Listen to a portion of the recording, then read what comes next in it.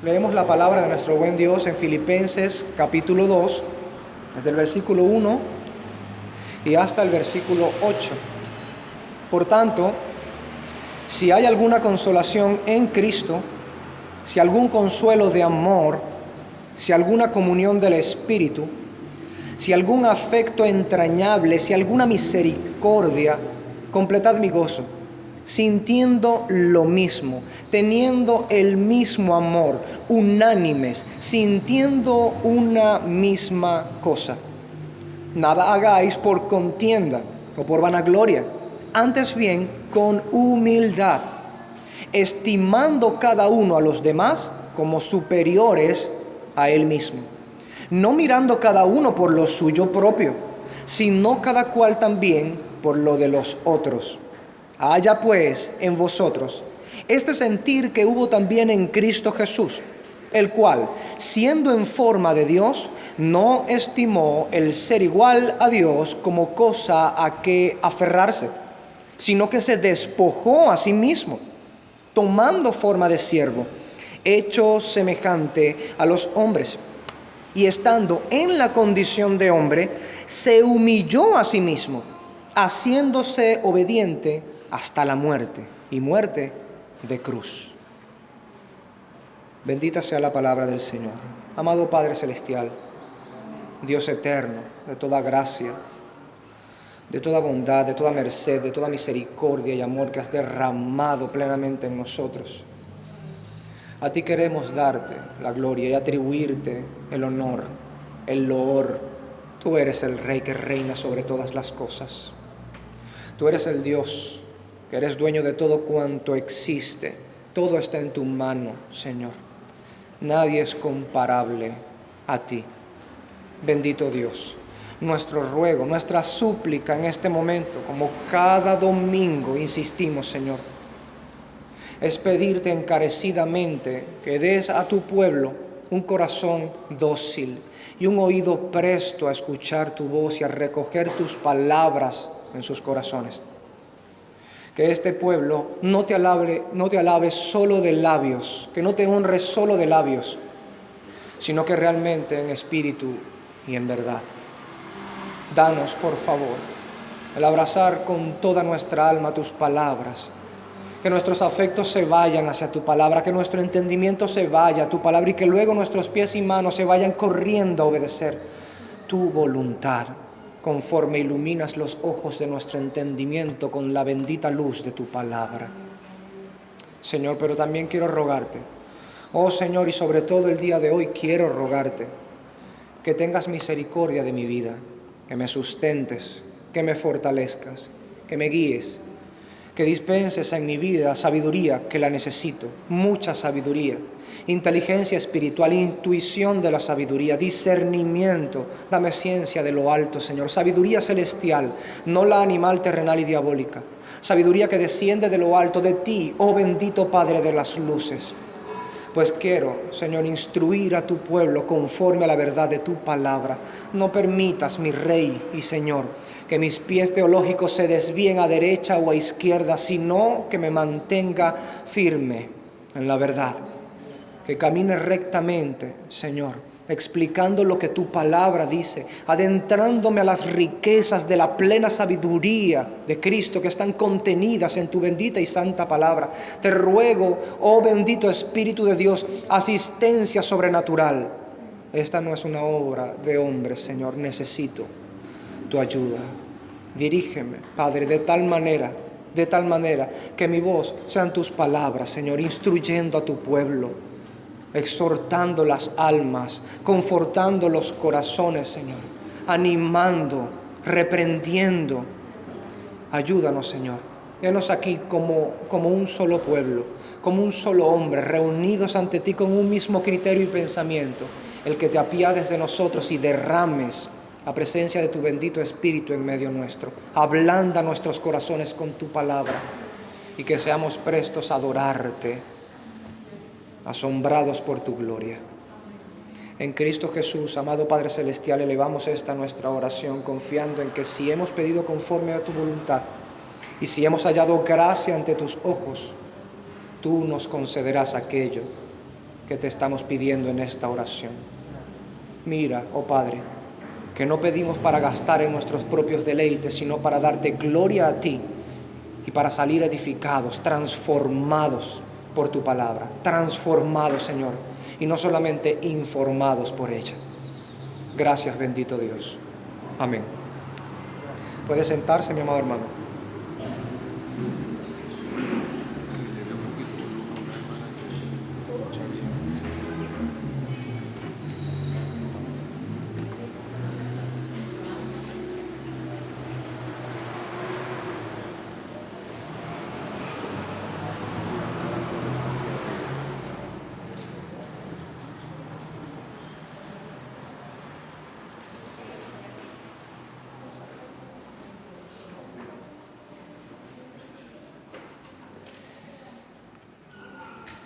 Sí. En nuestra última exposición de Filipenses capítulo 2,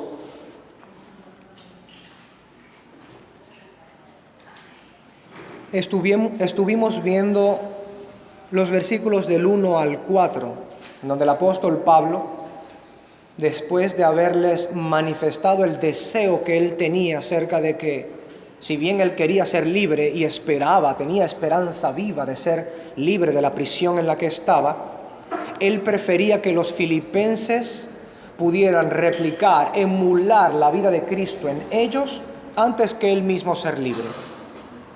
Para el pensamiento del apóstol Pablo, era preferible que los filipenses crecieran en gracia y en conocimiento del Señor Jesucristo que su propia libertad. Un ejemplo de lo que es verdaderamente ser un ministro del Señor, que cuida de los suyos y que le importa antes que su propia integridad física, el cuidado y el crecimiento de aquellos por los cuales debe dar cuenta ante el Dios Padre. Inmediatamente después de eso comienza precisamente a exhortarles acerca de que sean humildes.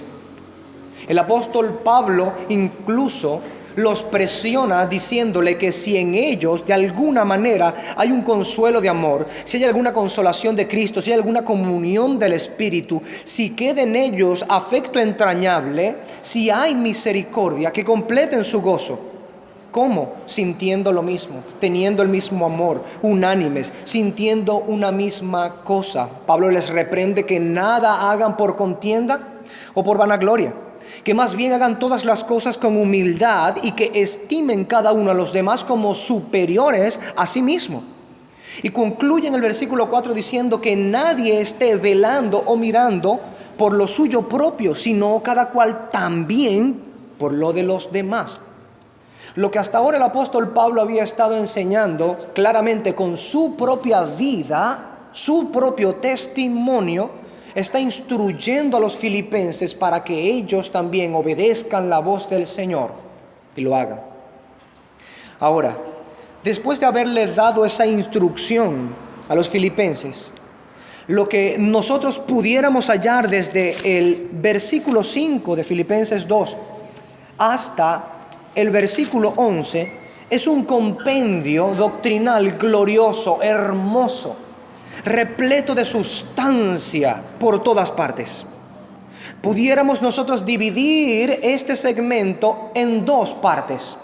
El segmento que ocurre del versículo 5 y hasta el versículo 8, el cual nos ocupará el día de hoy, que ha sido nuestra lectura. Y por supuesto el segmento que está desde el versículo 9 al versículo 11. Este primer segmento que tendrá lugar en la exposición del día de hoy trata la doctrina de la humillación de Cristo. Y el segundo segmento, que con el favor de nuestro Señor estaremos viendo la semana que viene, tratará acerca de la doctrina de la exaltación de Cristo. Humillación de Cristo, exaltación de Cristo. Nos ocuparemos, si el Señor nos permite y el Espíritu nos guía a toda verdad, como ha prometido el Señor, de la primera parte de este segmento grande. Cuando vamos al versículo 5 de Filipenses capítulo 2, el apóstol Pablo continúa con su carta diciendo, después de darle aquellas reprensiones, aquellas instrucciones directas a ser humildes, a no buscar lo suyo propio, a servir abnegadamente entre ellos, pasa inmediatamente a hablar de esta manera en el versículo 5. Haya pues en vosotros este sentir que hubo también en Cristo Jesús. Podemos ver claramente que Pablo ya se ha ocupado en los textos anteriores de instruirles a los filipenses acerca de la unidad, la disposición y la humildad, cosa que ya hemos estudiado en su momento en las enseñanzas pasadas. Pero inmediatamente de estas instrucciones procede a ligar aquel mandamiento, aquellas instrucciones que él les dio, con el ejemplo que ninguno como creyente podía haber abjurado o negado: el ejemplo del irrepetible y grandioso Cristo, la obra de Cristo, el ejemplo de Cristo. Considere pues como Pablo dice: haya pues en vosotros este sentir que hubo también en Cristo Jesús. Él les ha llevado de una instrucción directa a los filipenses y les ha llevado ahora a colocar sus ojos y pensamientos en el ejemplo de Cristo Jesús. Propiamente, si vamos a la definición de la palabra o el vocablo phroneite, que es el vocablo utilizado por Pablo para sentir, este vocablo, según el Helps, nos ayuda en la traducción. Dice: esta idea es difícil de traducir. Escuche bien por qué. Porque combina los aspectos viscerales y cognitivos del pensamiento. Esta idea es difícil de traducir porque combina los aspectos viscerales y cognitivos del pensamiento. Cuando entonces el apóstol Pablo dice: haya pues en vosotros este sentir que hubo también en Cristo Jesús, está moviendo los pensamientos de los filipenses a anclarse en aquello que no solamente fue el criterio de Cristo, sino que fue el criterio más sentido de Cristo. Un criterio entrañable, algo que embargó todo el ser de Jesucristo para hacer lo que Él llegó a hacer. Llegó a hacer, por si a las moscas no se escuchó bien. Entonces, lo que el apóstol cree que los filipenses deben tener, como tenía Cristo, es un criterio definido y muy sentido entrañablemente. Es decir, que todos ellos deben ser absorbidos por aquel sentir que hubo en el Señor. Pero, ¿qué fue lo que hubo en Cristo? ¿Cuál es este sentir del que Pablo está hablando? Bien, él lo muestra en los versículos siguientes de esta manera. Cuando leemos el versículo 6 y 7, él dice: el cual, refiriéndose a Cristo Jesús, el sujeto del cual se habla en el versículo 5, el cual, siendo en forma de Dios, no estimó el ser igual a Dios como cosa a que aferrarse, sino que se despojó a sí mismo, tomando forma de siervo, hecho semejante a los hombres. Por el contexto mismo y las palabras puntuales, es evidente que el apóstol está guiando la mente de los filipenses a este sentir de Cristo, a esa entrañable y sentida convicción de servir en solícita humildad para bien y provecho de los otros, no tomando en consideración incluso su propia integridad física. Ahora, para entender bien el impacto que esto causó en la mente de los filipenses, analicemos estos dos textos en tres partes. Primero, habiendo exhortado a los filipenses a la unidad, la solicitud y la humildad, pasa inmediatamente a tomar el más grande de todos los ejemplos en cuanto a la humildad. Pablo dirige sus miradas hacia el estándar perfecto de humildad, la mente y práctica de Jesucristo. Ahora, no es difícil para nosotros encontrar la humildad del Señor en su conducta. Los evangelios y el resto del Nuevo Testamento lo muestran siempre. Pero a lo que el apóstol apela propiamente aquí en este pasaje para mostrar su punto es a la deidad de Jesucristo. Sí, note cómo él afirma que Jesucristo, siendo en forma de Dios, no estimó el ser igual a Dios como cosa a la cual aferrarse. Pablo está afirmando que Jesucristo es cosustancial con el Padre, es decir, que tiene la misma sustancia con el Padre. Por eso dice claramente: siendo en forma de Dios, no estimó el ser igual a Dios como cosa a la cual aferrarse. Cualquier estudio de la palabra forma, en el griego, podrá confirmar esto que hemos dicho, que está diciendo que Jesucristo es cosustancial con el Padre. Pero también cualquier estudio honesto de la palabra igual, cuando él dice que es igual, no estimó el ser igual a Dios como cosa a la que aferrarse, es decir, era igual al Señor y aún así no estimó eso como algo a lo cual quedarse prendido a ello. Esa palabra igual significa, según el Thayer, equivalente, igual en sustancia y cualidad. Así que evidentemente lo que Pablo está mostrando aquí es que Jesucristo es cosustancial con el Padre. Tenía precisamente compartida la sustancia divina con el Padre. Así entonces, Pablo está afirmando que existía con el Padre Jesucristo, siendo igual a Él en sustancia, y por lo tanto, y este es nuestro punto para pasar al segundo punto, y por lo tanto teniendo la misma gloria con el Padre. Vayamos rápidamente a Juan capítulo 1. Y en Juan capítulo 1, en el Evangelio del apóstol Juan, en el famoso 1:1, leemos: en el principio era el Verbo, y el Verbo era con Dios, y el Verbo era Dios. Claramente el apóstol Juan creía también, como vemos que Pablo está afirmando, que Jesús estaba, el Hijo de Dios estaba en el seno del Padre. Estaba en comunión con Él. Jesús es Dios. Y es necesario que esto lo entendamos en el primer punto, porque de esto va a depender el resto de nuestro entendimiento de las cosas que Pablo está diciendo. Porque Él comenzará a mostrar precisamente la humillación de Cristo desde precisamente la condición de altitud en la que Él se encontraba. Así entonces vemos con el apóstol Juan, al igual que el apóstol Pablo, que el Verbo era con Dios y el Verbo era Dios. A los testigos sin Jehová no les gusta este versículo. En el capítulo 17 de este evangelio, nuestro Señor Jesucristo dice en el versículo 5 de la siguiente manera, dice: ahora pues, Padre, glorifícame tú al lado tuyo con aquella gloria que tuve contigo antes que el mundo fuese. Así claramente, no solo por palabras del apóstol Pablo en nuestro texto en cuestión, sino solo también de las palabras de Juan describiendo a Jesucristo, sino que ahora las palabras mismas de Jesucristo recogidas por inspiración del Espíritu Santo en esta carta de Juan, dice que Él tuvo una gloria junto con el Padre antes de que el mundo fuese. Volvamos a Filipenses capítulo 2.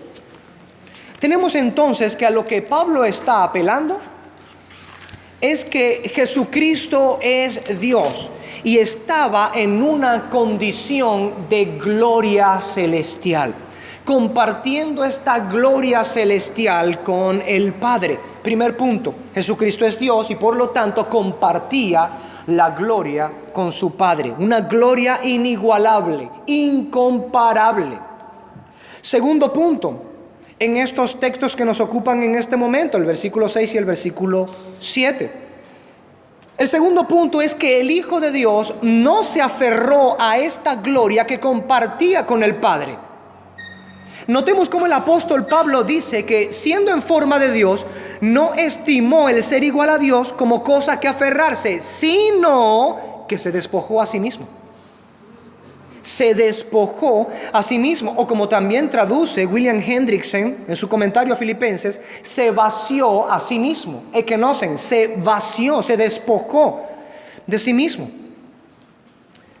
Debo hacer un paréntesis muy breve aquí en este punto. Reconozco la controversia que gira alrededor o en torno a este texto y dejaré las discusiones al respecto, que son enriquecedoras e importantes también, pero para otro contexto más apropiado, porque el púlpito no es el contexto para la discusión teológica que hay alrededor de este texto. Proseguiré más bien con la explicación del texto según la postura ya adoptada por nuestra iglesia. Cerrado el paréntesis. En este segundo punto, entonces, la idea de Pablo cobra mayor sentido, puesto que a lo que se dirige es a resaltar precisamente la humildad de Cristo ¿Y cómo? ¿Qué mejor forma pues que mostrando que el Hijo de Dios, estando en ese estado de gloria celestial y eterna, renunció voluntariamente a aquella gloria con la que estaba coronado eternamente? Es el punto del apóstol Pablo. El apóstol Pablo quiere mostrar a los filipenses un ejemplo del cual ellos puedan quedar prendidos para entonces imitar. Les ha dicho que deben ser humildes, que deben ser dispuestos, diligentes, solícitos hacia la unidad, servirse entre ellos, procurar el servicio y el bienestar de los otros. Y no encontrando un mayor y mejor ejemplo, pues cita el ejemplo del Hijo de Dios. Estaba en gloria con el Padre, una sola sustancia con Él. La gloria celeste le coronaba, la gloria eterna le coronaba. Pero Él se desprendió voluntariamente de esa gloria.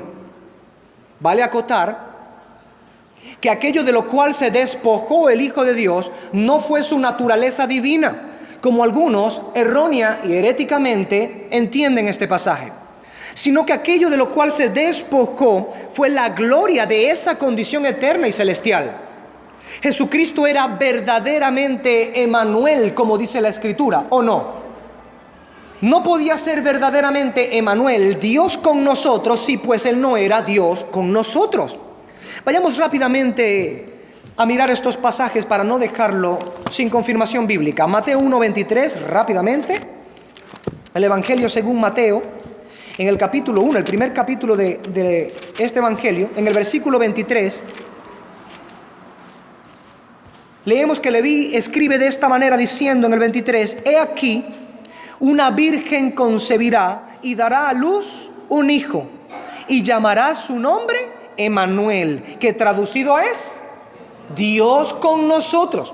Si ubicamos esto en el contexto, estamos viendo claramente que está hablando acerca del nacimiento de Jesucristo. Se le habla a la Virgen María. Esa virgen concebirá y dará a luz un hijo. Ese hijo ha de llamarse Emmanuel, porque significa Dios con nosotros. Así entonces, cuando Cristo se despojó o se vació a sí mismo, no pudo haberse estado vaciando de su cualidad divina propiamente. No pudo haberse estado vaciando de su divinidad, porque entonces no sería Dios con nosotros. Este Mateo 1:23 obedece al cumplimiento de las profecías hechas en Isaías 7:14.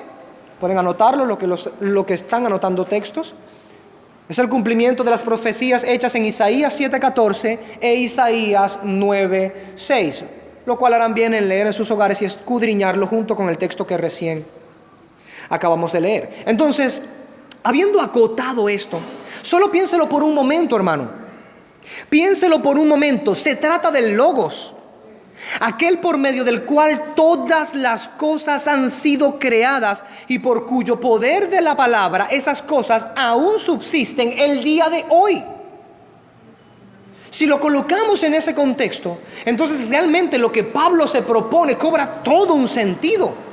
El Dios de toda gloria, el que soporta todo lo creado con el poder de su palabra y por medio del cual todas las cosas fueron hechas, se despojó de su gloria. Miremos rápidamente Colosenses capítulo 1. Vamos a utilizar nuestras Biblias, amén. En Colosenses capítulo 1, versículo 17, mire lo que dice el apóstol Pablo en otra de sus cartas. Y Él, refiriéndose por supuesto a Jesucristo, y Él es antes de todas las cosas, y todas las cosas en Él subsisten. Mantenga eso en su memoria. Él es antes de todas las cosas. Él compartía la gloria con el Padre. Esa gloria de la cual Dios mismo dice: no compartiré mi gloria con nadie más. Y Él compartía la gloria con el Padre. ¿Por cuál razón? Misma sustancia. Diferente persona, misma sustancia. Segunda persona de la Trinidad, misma sustancia. Como nuestro credo también le enseña. Miren lo que dice el Salmo 119, 91. Salmo 119, 91. Ojalá la vida de ese hombre fuera molada con la Escritura. Salmo 119, 91. Si estuviera molado por la palabra del Señor, no estaría trabajando en el día del Señor, sino prestando atención a la gloria del Señor y el estado de su alma. Por tu ordenación subsisten todas las cosas hasta hoy, pues todas ellas te sirven. Sencillo, ¿verdad? Pero ahora considere eso en el contexto en que nosotros estamos estudiando. El unigénito de Dios, gozando de la misma gloria que el Padre, se vació de esa gloria, pudiendo haberse aferrado a ella legítimamente y dejarnos a nosotros prestos a una condenación tan justa y eterna como su propia gloria. Esto claramente nos muestra la disposición humilde y abnegada de Jesucristo. Es el punto del apóstol Pablo. Les manda a los filipenses: sean humildes, estén dispuestos, sean solícitos a servir a los otros. Puede que cualquiera que profese cristiandad dijera amén a las palabras del apóstol Pablo. Pero Pablo no deja a la mera interpretación particular de los filipenses el sentido de lo que él está diciendo. Así que los convoca a mirar el más grande ejemplo de lo que hay en humildad, solicitud, diligencia y servicio. Cristo Jesús era sustancialmente el mismo con el Padre. Compartía la gloria de Dios Padre y él voluntariamente se despojó de su gloria. Esto muestra humildad en el Señor Jesucristo y por supuesto muestra el propósito del apóstol Pablo. Volvamos a Filipenses capítulo 2. El tercer punto que encontramos en estos dos textos es cuando el apóstol Pablo continúa diciendo, sino que se despojó a sí mismo y dice, tomando forma de siervo, hecho semejante a los hombres. Este es el tercer punto. Jesucristo se vació a sí mismo, tomando forma de siervo, hecho semejante a los hombres. Este ya es un punto clave para entender lo que Pablo procura en sus palabras, aunque debo admitir que todavía no es el clímax, el cual encontraremos en el versículo 8. Pero notemos este asunto. Él no solamente se despojó de la gloria celeste y quedó por allí varado, vagando en cualquier lugar, en el espacio o algo por el estilo. No, este ser que contiene al universo entero, porque aun cuando Él está en todo el universo, es más bien el universo que está habitando en Él, porque el universo no es infinito y Dios en cambio sí es infinito y eterno. Aún así, este ser, este Hijo de Dios se despojó de su gloria, se vació de su gloria, no para irse a cualquier parte, sino nada más y nada menos que para hacerse hombre. El asunto aquí es que el Dios creador de los cielos y la tierra y todo lo que en ellos hay ha tomado carne por tabernáculo, despojándose de su gloria celeste para venir a rescatar a los hombres. Este es el punto glorioso al que Pablo está llevando, argumento tras argumento, mandamiento tras mandamiento, renglón tras renglón, a los filipenses, hasta que caigan de espaldas por el peso de la sabiduría del Señor. Quisiera leer nuevamente Juan capítulo 1, pero en esta ocasión voy a leerlo según la versión textual 3. 1:1 y 1:14 dice de esta manera: en un principio era el Logos, y el Logos estaba ante Dios, y Dios era el Logos. Inmediatamente Juan, continuando con su exposición, en el versículo 14 dice: y el Logos se hizo carne y tabernaculizó entre nosotros, y contemplamos su gloria, gloria como del unigénito del Padre, lleno de gracia y de verdad. Jesucristo seguía mostrándose glorioso aún a pesar de que había dejado la gloria del Padre. Claro, esto es una gloria distinta. Tenemos entonces que Juan se refiere precisamente al mismo Logos del cual ha hablado en el versículo 1. Ese Logos que dice que era Dios, este Logos se hizo carne. Para decirlo en las palabras de esta versión, tabernaculizó entre nosotros. No sé si eso pueda tomarse como un verbo para conjugarse, pero tabernaculizó entre nosotros, hizo tabernáculo entre los hombres. Como la profecía decía claramente, he venido a hacer precisamente tu voluntad, me preparaste un cuerpo. El Hijo tomó cuerpo. Él no solamente se vació de su gloria, sino que el Creador de los cielos y la tierra y cuanto en ellos hay, se vistió de carne. La Escritura dice que Jesús es uno con el Padre, Juan 10:30. La Escritura dice que estaba en intimidad en el seno del Padre, Juan 1:18. Y la Escritura dice que bajó de la gloria del cielo para humanarse, Juan 3:13. Esto no es cualquier asunto, hermano. Lo que Pablo está hablando aquí es sencillamente inusual y asombrosamente extraordinario. Extraordinario fuera de lo ordinario y con asombro desmedido.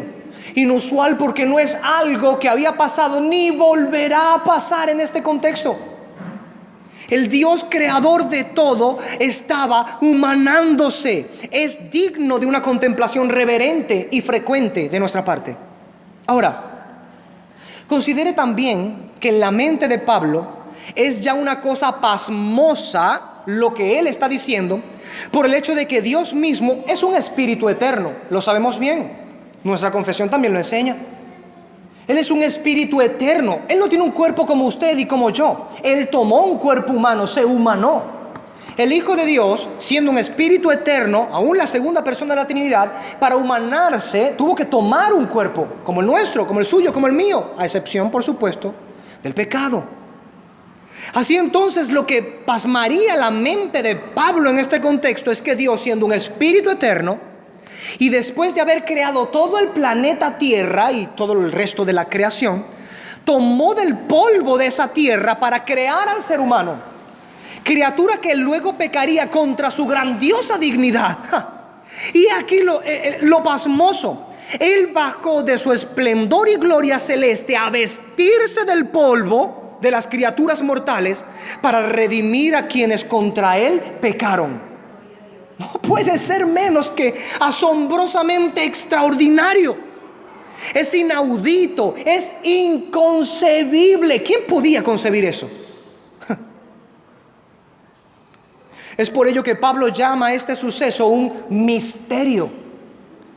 Él le escribe en su primera carta a Timoteo, en 1 Timoteo 3:16, le escribe esto diciendo: y es ciertamente grande a todas luces el misterio de la piedad o amor divino, en que el Hijo de Dios se ha manifestado en carne mortal, ha sido justificado por el Espíritu, ha sido visto de los ángeles, predicado a los gentiles, creído en el mundo, elevado a la gloria.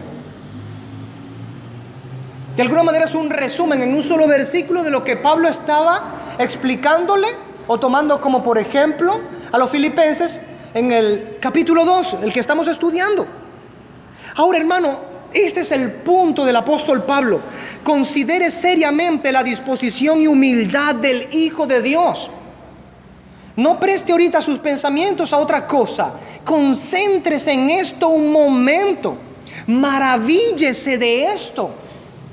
Esto debe causar en nosotros quedar anonadados, sobrecogidos de asombro, de temblor, incluso de terror. Es inconcebible, es inaudito. Un portentoso rey digno de toda gloria celeste, vestido del harapo humano. El creador de todas las cosas, habitando en forma de hombre.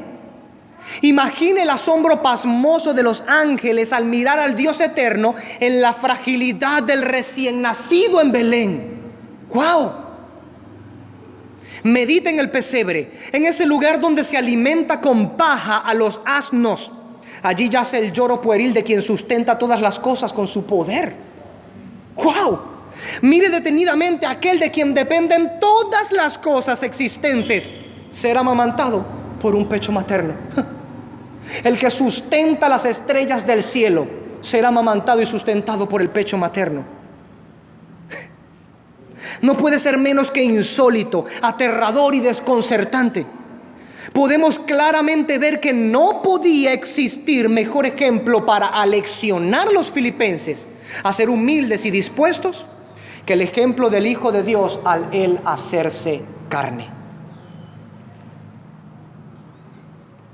Con estos 3 puntos entendemos en parte lo que se propone Pablo en los versículos 6 y 7. Pero el asunto no termina allí.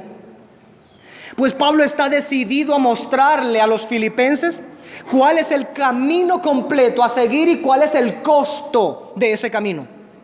Por esto, no solo se conforma con recordarles que Dios se humilló a sí mismo y se hizo un hombre, sino que termina en el versículo 8 de darles en el orgullo 3 estocadas finales en un solo verso con el asunto de esta humillación de Cristo. Leemos como sigue, Filipenses 2:8: y estando en la condición de hombre se humilló a sí mismo, haciéndose obediente hasta la muerte y muerte de cruz. 3 aspectos, como siguen. El primero, estando en la condición de hombre se humilló a sí mismo, haciéndose obediente hasta la muerte, segundo punto. Y tercero, y muerte de cruz. Vamos a escudriñar estas 3 partes de este verso, con el cual básicamente Pablo llega al clímax de la doctrina de la humillación de Cristo. Ya él ha mostrado a los filipenses su punto, nada más con los versículos 6 y 7. El Hijo de Dios se desprendió de la gloria y tomó forma de siervo, se hizo carne. Eso ya debería pasmar el pensamiento de cualquiera que dice creer en Cristo. Ya eso debería mantener sobrecogido de asombro y reverente terror a cualquiera que dice creer en el Hijo de Dios. Pero él no lo deja allí, sino que dice estas cosas en Filipenses 2:8. ¿Qué debemos entender con este texto? Bien, vamos con el primer punto. Estando en condición de hombre, se humilló a sí mismo. Notemos que no solo nos dice que Dios se vació de su gloria celeste al tomar humanidad, sino que estando en esa condición de hombre, se humilló a sí mismo. Hermanos, es decir, Cristo se humilló como ninguno, pues no solo se vistió de hombre, y ya era una humillación, sino que mientras estuvo en esa condición de hombre, se humilló aún más. Qué cosa tan distinta es ver el ejemplo de Cristo. Qué humildad tan distinta es ver la humildad de Cristo a la humildad de los hombres hoy día. Que ellos dicen, yo no tengo por qué humillarme, yo no tengo por qué rebajarme. Estos conceptos no entienden de la humildad realmente, y mucho menos se acercan ni de lejos a la humildad de Cristo. Él no tomó su gloria como cosa a la cual aferrarse, sino que se despojó de ella y entró en humillación haciéndose hombre. Se vistió del polvo de la tierra que nuestros pies pisan a diario. Pero estando humillado en esa condición, no satisfecho con ello, se humilló aún más. Qué distinto. Siendo él el que merecía servicio, él sirvió. Siendo él que es digno de que toda rodilla se doble ante él, como dice Isaías 45 del 22 al 23, digno de que toda rodilla se doble ante él, y aunque él es digno de que sus pies sean besados, como dice el Salmo 2:12, él se agachó para servir y lavar los pies a otros como lo hace un esclavo. Esto debería sobrecoger de asombro nuestra alma. Aquel que es digno de gloria se despoja de ella. Aquel que es digno de que toda rodilla se doble ante él, él se arrodilla. Aquel que es digno de que sus pies sean besados, él lava los pies.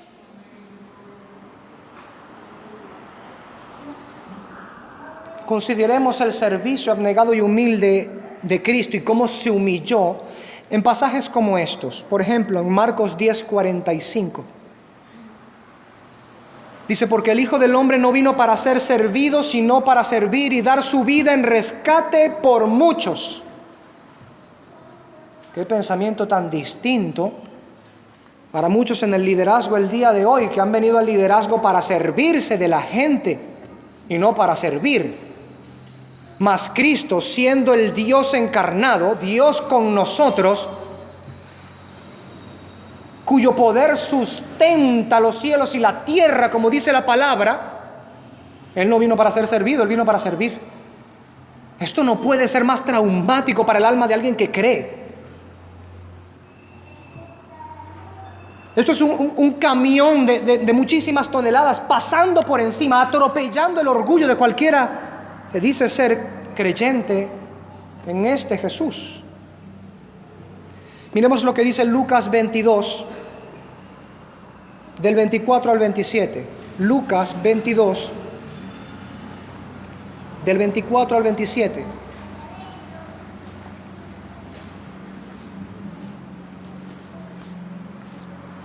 Usted puede pensar claramente, oye, qué inmaduros eran los discípulos. Cuando lea esto usted va a decir que inmaduros eran los discípulos. No hable en voz alta, no sea que se acuse a usted mismo. No escupa hacia arriba porque pudiera caerle la saliva en la cara. Hubo también entre ellos una contienda sobre quién de ellos parecía ser el mayor. Qué inmaduros estos discípulos, ¿no?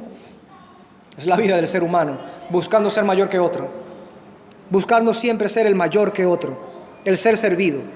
Él entonces les dijo: los reyes de las naciones se enseñorean de ellas, y los que tienen autoridad sobre ellas son llamados bienhechores.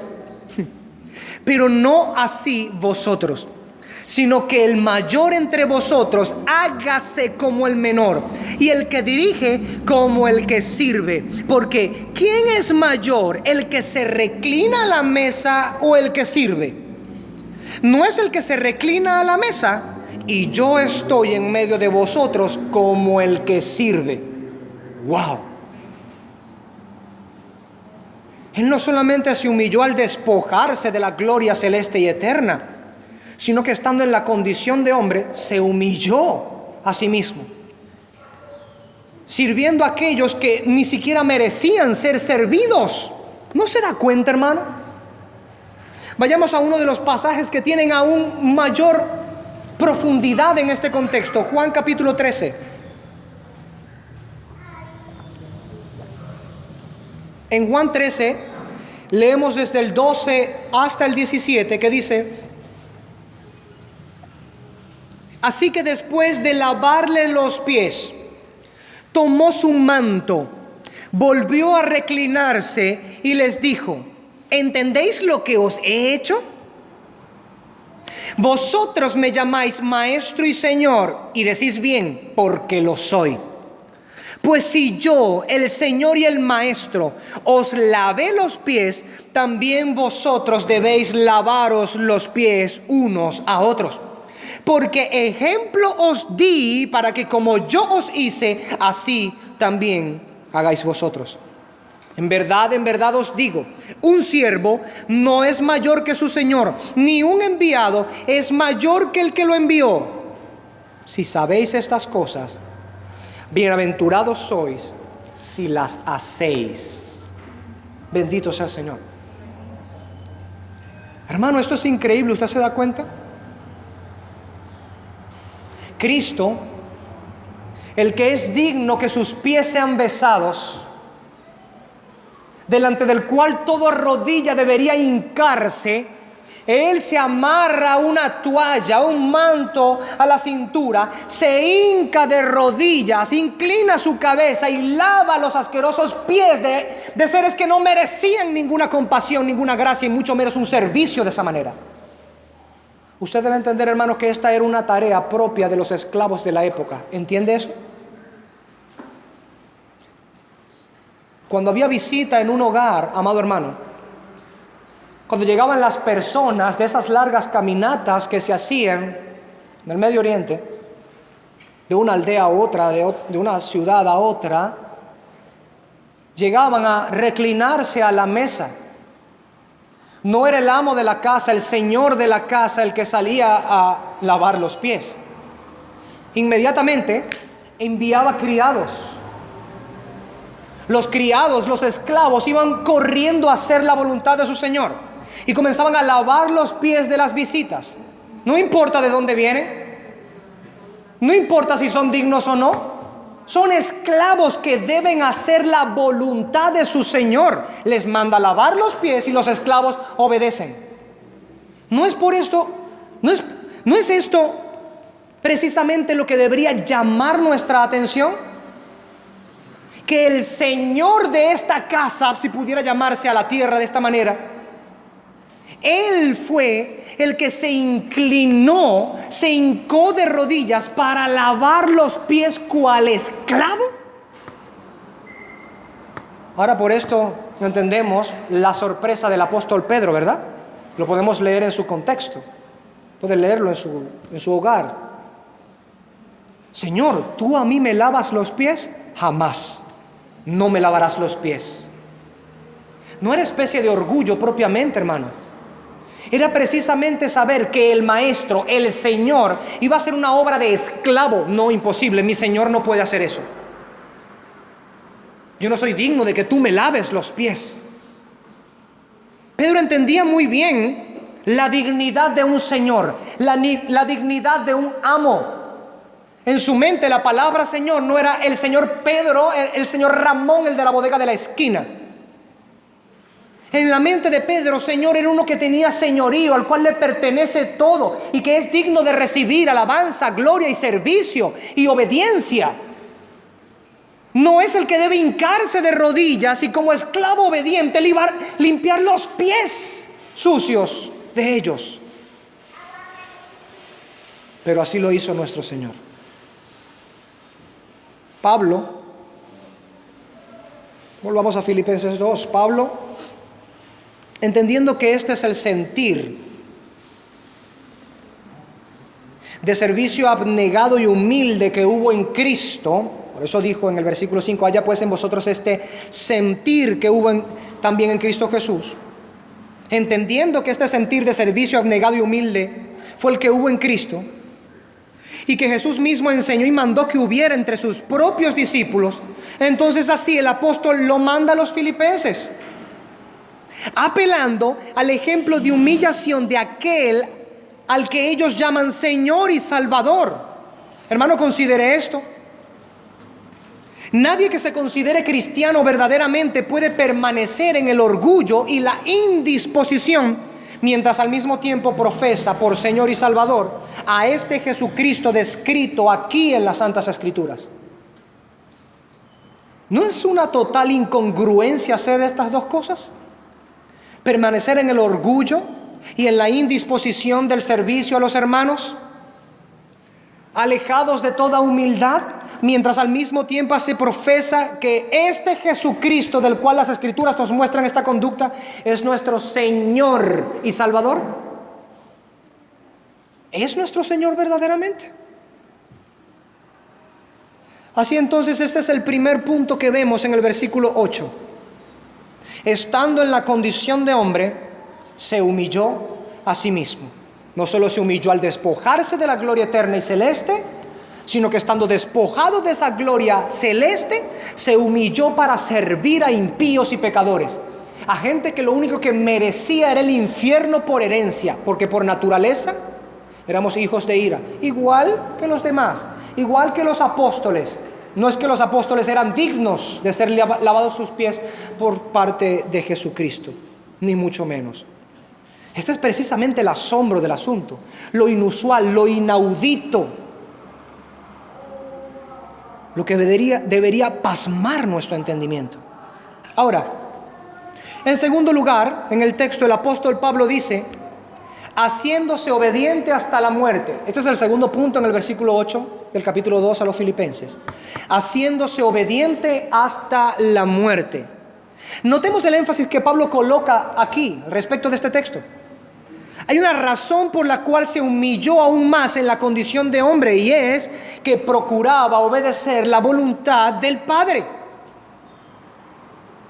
Obediente hasta la muerte. Notemos cómo afirma esto.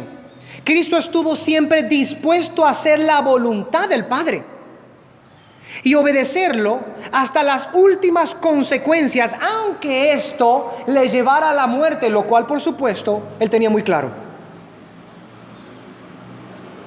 que quiere decir este segundo punto, hermanos, es que no fue un servicio u obediencia a medias. Cristo no presentó una obediencia mutilada, cortada, carente, sino plena. Él dio todo de sí mismo para obedecer al Padre y servir a sus hermanos, aunque ninguno de ellos, o de nosotros, era digno. Allí nuevamente Pablo está mostrando la humildad en el ejemplo de Cristo. Se humilló a sí mismo en la forma de siervo, pero se mantuvo en esa humillación siendo obediente hasta la muerte. Es decir, no protestó mientras estaba siendo humillado y obedeciendo al Padre. Qué distinto, ¿verdad? Que cuando a duras penas medio tratamos de vencer un poco nuestro orgullo y medio bajamos un poco la cabeza para humillarnos, apenas nos ofenden en ese estado de humillación. Ah, no, así sí no. Así no camina la cosa. ¿Qué te crees tú? Manso pero no menso. Igualito a nosotros, ¿verdad? Jesucristo, estando en el estado de humillación, siguió en obediencia al Padre hasta la muerte, para darle gloria al Señor, para agradar la voluntad del Padre, para servir con su obediencia a sus hermanos, nosotros, que no merecíamos, pero sino la destrucción y la ira eterna de Dios. Algunos pasajes a considerar en este segundo punto podrían ser los que siguen. Los voy a enumerar, solamente voy a leer dos, pero los voy a enumerar para quienes están interesados en copiar los textos bíblicos y estudiarlos en el hogar. Salmo 48, es una profecía acerca de Jesucristo, su servicio y obediencia. Salmo 48. Isaías 61, del 1 al 3. Isaías 61, del 1 al 3. Lucas 2, 49. Juan 4, 34. Juan 8, 29. Juan 17, 4. Lucas 22, 41 y 42. Es decir, versículos 41 y 42. El punto de todos estos textos, y no he tratado de ser exhaustivo, por supuesto, es que Cristo obedeció la voluntad del Padre hasta la muerte. Estaba dispuesto a obedecer al Señor cuales fueran las consecuencias de esa obediencia, soportando cualquiera sea la consecuencia de esa obediencia. Cuando Jesús hubo tomado el vinagre, estoy leyendo un pasaje, ya le digo la cita. Cuando Jesús hubo tomado el vinagre, dijo, consumado, ¿qué dijo? Consumado es. Y habiendo inclinado la cabeza, entregó el Espíritu. Eso dice Juan 19:30. Sería apropiado preguntar, ¿qué había sido consumado? ¿Qué era tan importante en la mente de nuestro Señor Jesucristo que minutos, segundos antes de morir, hay algo que estaba consumiendo su pensamiento? Segundos antes de entregar el Espíritu, su mente está absorta en un solo pensamiento y exclama, consumado es. Tetelestai, cuenta saldada, deuda pagada, consumado es. ¿Qué era lo que había sido consumado? Pues lo que el Padre ya le había encomendado hacer desde antes de la fundación del mundo, como ya lo había planeado. Mire lo que dice Juan 6:38. Porque he descendido del cielo no para hacer mi voluntad, sino la voluntad del que me envió. ¡Wow! Está encerrada en esas palabras de Cristo casi todo lo que hemos estado hablando de Filipenses capítulo 2 en las palabras de Pablo. He descendido del cielo no para hacer mi voluntad, sino la voluntad del que me envió. Si entendemos todas las implicaciones de esas palabras, sabemos hasta dónde va todo ese punto, el desarrollo de todo ello. Es Dios, es decir, consustancial con el Padre. Comparte la misma gloria con el Padre. Y Él desciende de allá, del cielo, dejando su gloria celeste y eterna en el cielo, las riquezas de su eterna gloria, para hacerse pobre aquí. Y vino no para hacer su propia voluntad, sino para llevar a cabo la voluntad del que lo envió. Aquello que ya había sido pactado antes de la fundación del mundo, la redención de aquellos que habían pecado contra Dios. Esto no puede más que asombrar una y otra y otra y otra vez a quienes dicen creer en Cristo. Así entonces Pablo en este punto muestra que la humildad de Cristo no fue mera palabrería, como algunos que ostentan su propia bondad o su propia humildad. Cristo no fue mera palabrería. Cristo obedeció hasta la muerte. El punto es que la humildad, entre comillas, de algunos en Filipos, y pudiéramos decir que muchos de hoy día también, era una humildad en palabras, pura palabrería. Pablo estaba citando el ejemplo de Cristo para que supieran cómo es que debe expresarse o cómo se expresa la verdadera humildad. En servicio sacrificial y abnegado, en obediencia al Padre y servicio a los hermanos, aunque ni siquiera sean dignos de ese servicio. Cristo se humilló el doble. Obedeció la voluntad del Padre hasta la muerte, sirviendo a Dios y a los hombres. Así entonces este segundo punto del texto número 8 es importante porque nos muestra que la obediencia de la humildad de Cristo era determinada a todo. No cambió de opinión porque lo insultaron, porque lo avergonzaron, porque le escupieron el rostro, porque lo maltrataron. Nada de esto le hizo cambiar de curso. Él hizo la voluntad del Padre y murió haciendo la voluntad del Padre. En tercer y último lugar, en este texto 8, y es el clímax de toda la apelación de Pablo a la humildad y humillación de Cristo. Él culmina el versículo 8 diciendo esto, tercer punto, y muerte de cruz. Oh, hermanos, usted no sabe cómo lloré yo con este pequeño fragmento de este texto.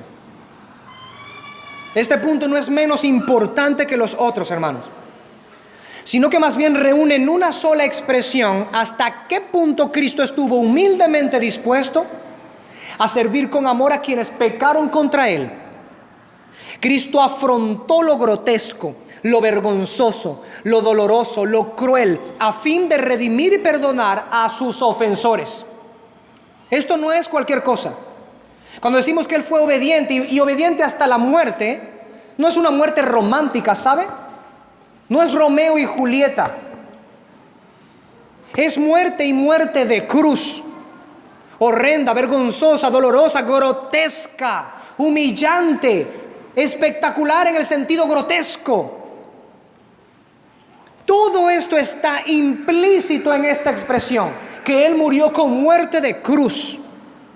Cuando Pablo se expresa así, mis hermanos, tiene en mente varias cosas, las cuales eran bien sabidas por sus lectores, por supuesto. Por ello les está diciendo esto, pero que son menester que nosotros consideremos ahora. Yo voy a ubicarla en tres, esta sola sentencia, en tres cosas a considerar de esta expresión y muerte de cruz. La primera, en esta expresión, está el contexto histórico, el cual nos muestra que Roma usaba la crucifixión como un método de ejecución para los peores criminales de la época. Escuche y guarde eso en su mente, porque es la muerte de cruz que sufrió nuestro Señor Jesucristo en nuestro lugar, hermanos. La crucifixión era un método de ejecución para los peores criminales. Los asesinos, los violadores, los agitadores contrarios al Estado o los esclavos revoltosos y rebeldes, esos eran los preferidos para estos horribles suplicios. Note usted, ¿quiénes eran los preferidos para estos suplicios? ¿Qué de estas características encaja con el testimonio y carácter de nuestro Señor Jesucristo? Ninguna. En Él no hubo engaño ni pecado.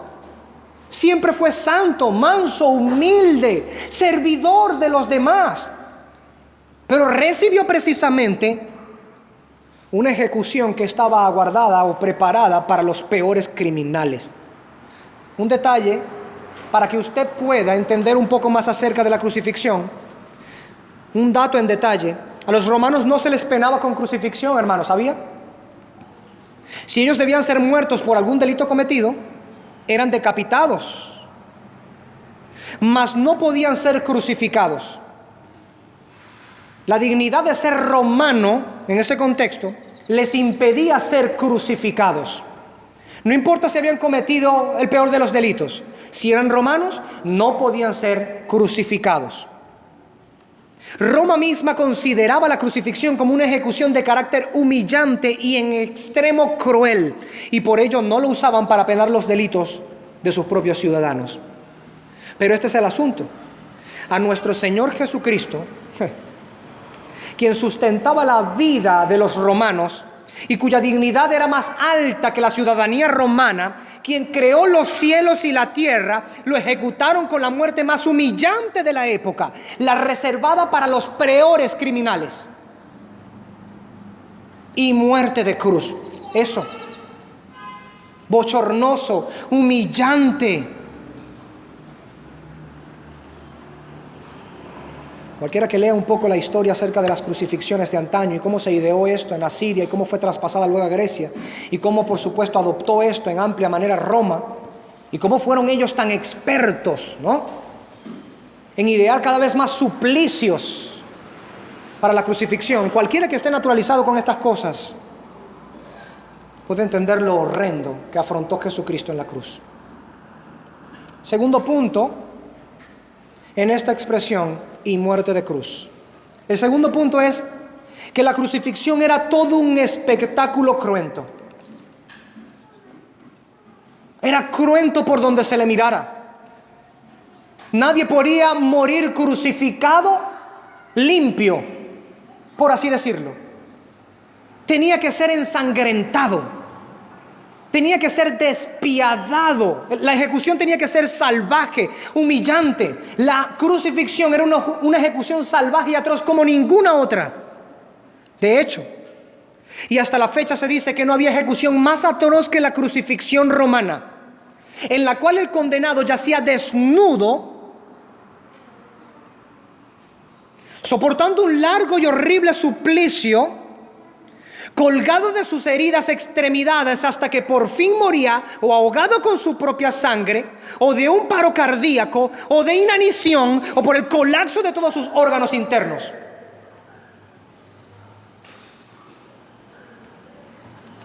Roma colocaba una pequeña base de madera debajo de los pies de los crucificados, no para que se sintieran cómodos, al contrario, para aumentar el dolor, porque clavaban sus pies también allí a esa base.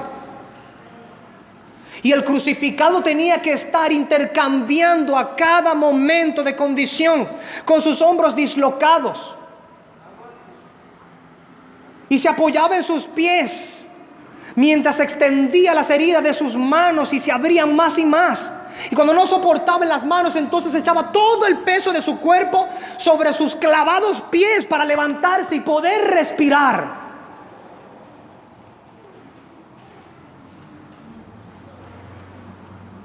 Generalmente antes de llegar a ser clavado, el condenado era cruelmente azotado, hermanos. Los azotes compuestos con los que azotaban a un condenado a la crucifixión consistían en tiras de cuero que en sus extremos poseían pedazos de hueso afilado y bolitas de plomo, entre otras pequeñas cosas que pudieran desgarrar. El objetivo era literalmente destrozar la piel del condenado y producirle hemorragias. Nuestro Señor Jesucristo fue tratado con esta hazaña y crueldad. Y no satisfechos con esto, fue escupido, golpeado, azotado, burlado y paseado, vestido de púrpura, y se burlaron delante de él: salve, oh rey de los judíos. Y luego desnudado y clavado como un miserable al madero. Eso significa, y muerte de cruz.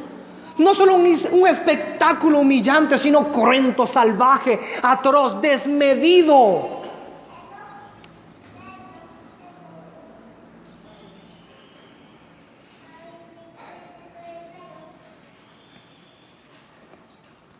En tercer lugar,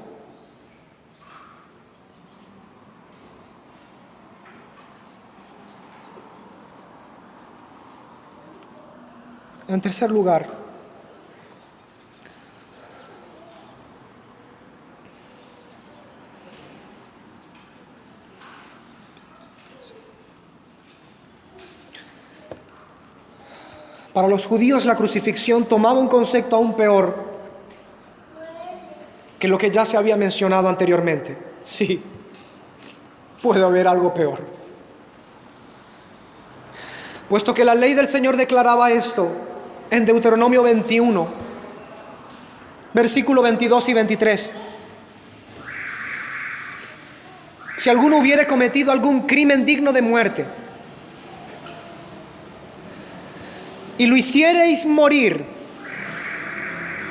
y lo colgareis en un madero, no dejaréis que su cuerpo pase la noche sobre el madero.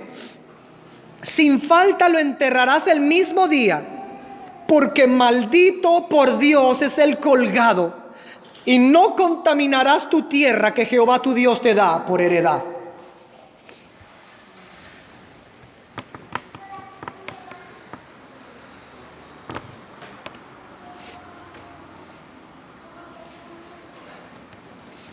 De modo que la muerte de cruz no era solamente en extremo humillante, no era solamente una ejecución cruel como ninguna otra, cruenta, salvaje y atroz, sino que desde la perspectiva de la ley del Señor, quien muriera colgado en un madero era maldito por Dios.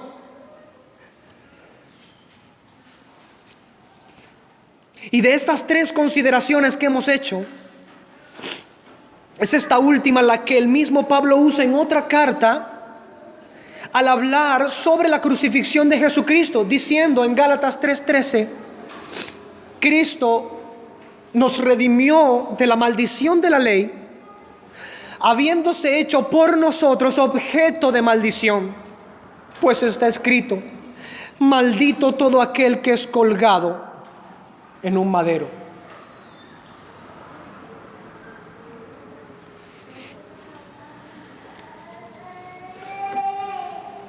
Pablo entendía que Jesucristo se había hecho maldito en lugar nuestro. Y es lo que quiere precisamente transmitir al pensamiento de los filipenses. ¿No es esta la mayor de las demostraciones de humildad que jamás haya existido?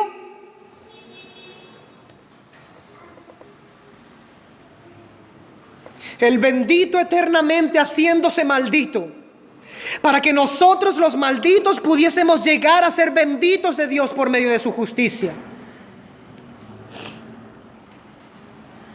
Al entender todas estas cosas, vemos más claramente por qué Pablo usa la expresión "y muerte de cruz".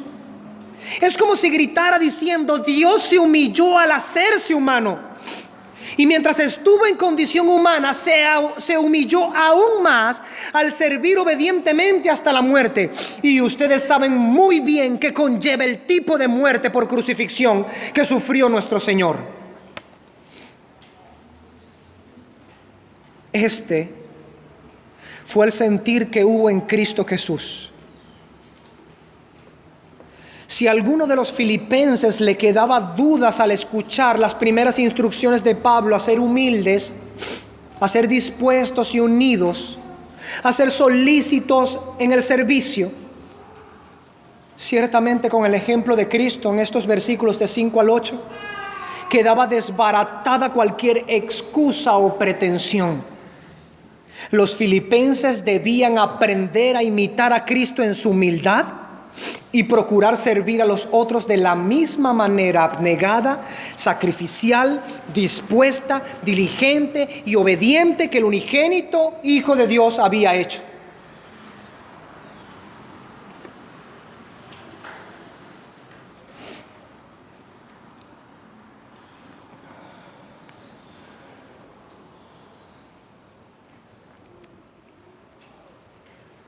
No quiero terminar esta enseñanza sin dar una reflexión práctica y afectiva de lo que hasta ahora hemos visto, hasta este versículo 8.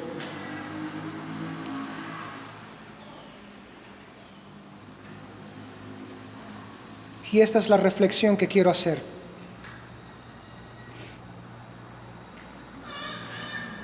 Hermanos, sumerjamos nuestras mentes y corazones un poco más en este asunto tan grandioso. considere cuál fue la disposición humilde del Señor al desprenderse de su gloria celeste y bajar. Que no solo antes de la fundación del mundo el Hijo de Dios ya había pactado la redención del hombre, sino que en su poder y soberanía providencial sobre toda la creación, y en su profundo amor humilde y dispuesto a perdonar, Él guió la semilla de aquel madero en el que Él mismo habría de ser colgado. ¿No había considerado esto, hermano? ¿Acaso no conoce Dios todas las cosas? ¿No es verdad que tiene contados todos los cabellos que hay en cada cabeza de este planeta Tierra? ¿No sabría Él cuál sería la semilla de la cual crecería el árbol de cuyo madero sería colgado? Y aún digo más, no solo lo sabía perfectamente, sino que tal fue la disposición humilde del Señor, que Él mismo abrió las ventanas de los cielos y derramó constantemente el agua necesaria para que aquel árbol particular pudiera crecer. Año tras año lo hizo crecer y preparó el madero en el que había de ser maldito por nuestra causa. Y aún digo más, que fue el Señor mismo quien preservó la vida de aquel pequeño bebé, quien llegaría a ser el soldado romano que atravesaría con clavos las benditas manos de aquel que sostiene al mundo. Y aún digo más, que fue Dios mismo quien dio hálito de vida y conocimiento al herrero que fundiría y forjaría los clavos y el martillo que se usaría en su propia ejecución.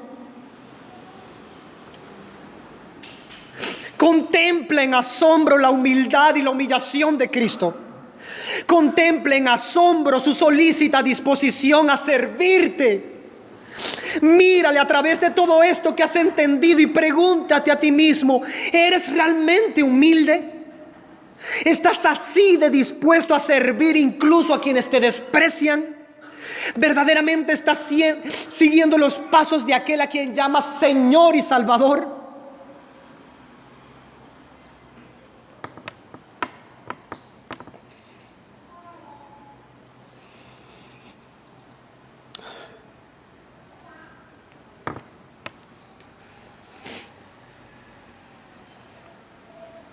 Que haya pues en nosotros este sentir que hubo también en Cristo Jesús, el cual siendo en forma de Dios, no estimó el ser igual a Dios como una cosa a la cual aferrarse, sino que se despojó a sí mismo, tomando forma de siervo, hecho semejante a los hombres, y estando en la condición de hombre, se humilló a sí mismo, haciéndose obediente hasta la muerte y muerte de cruz. Amado Padre Celestial, bendita sea tu palabra.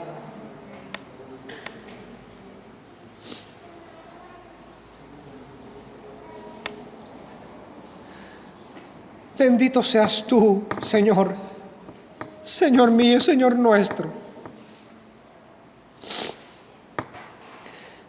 Porque miramos muchas veces con tanta liviandad la obra que hiciste en la tierra.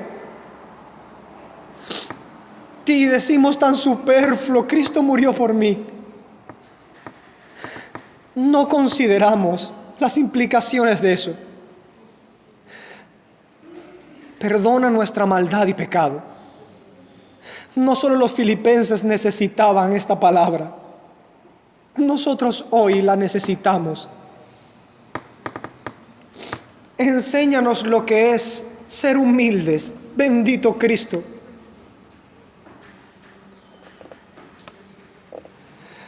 Tú, bendito Señor, de quien está escrito que por lo que padeciste aprendiste obediencia, enséñanos a obedecer hasta la muerte.